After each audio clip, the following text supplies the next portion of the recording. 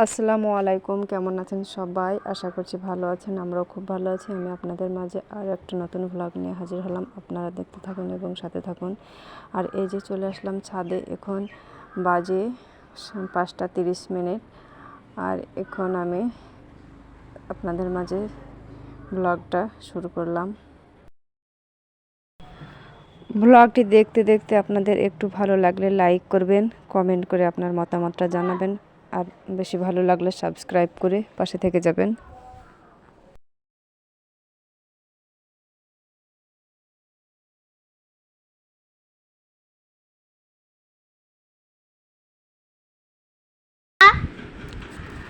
ছাদ থেকে নেমে এসে এই যে এখন আমি থালা বাসনগুলো পরিষ্কার করে নিচ্ছি। থালা বাসনগুলো ছিল রাত্রে খাওয়া দাওয়ার পর আমি রেখে দিয়েছিলাম, আর তারপরে আমি এখন পরিষ্কার করে নিচ্ছি।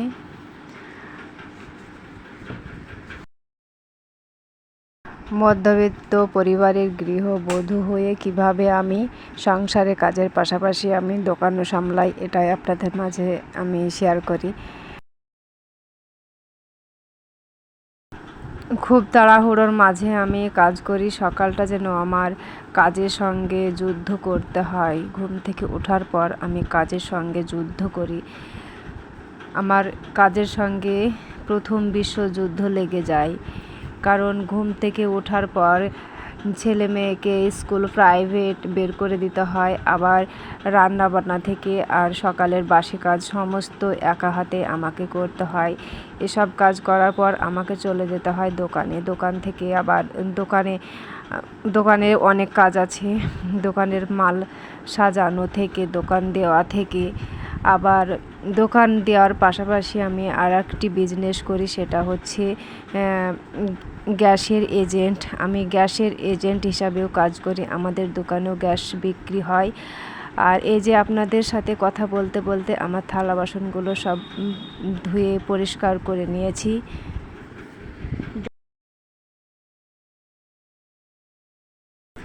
তারপরে এই যে আমি রান্নাও শুরু করে দিয়েছি। এখানে একটি সবজি রান্না করছি, সবজি, ডাল এবং মাংস আছে, গরুর মাংস। গতকালকের গরুর মাংস আছে, সেটা আজকে হয়ে যাবে। আর এগুলো রান্না বান্না শেষ করে চলে যাব দোকানে। তারপরে এই যে দেখুন চলে আসলাম দোকানে। এখন এই যে দোকানের জিনিসপত্রগুলো এখন গুছিয়ে নিচ্ছি, আমি গুছিয়ে নিচ্ছি। আর ওদিকে আমার হাজব্যান্ডের অনেক কাজ আছে। সে গ্যাসের কাজ করে। আমি গ্যাস বুকিং করি। অনেকগুলো বই আছে আমার কাছে গ্যাসের, সেই বইগুলো আমি গ্যাস বুকিং করি। আর ওদিকে হাজব্যান্ড, তাকে বাড়ি বাড়ি গ্যাস দিতে যেতে হয়, আর আমাকে দোকানেও বসতে হয়। আর এই যে মালগুলো এখন আমি সাজিয়ে নিচ্ছি পরপর।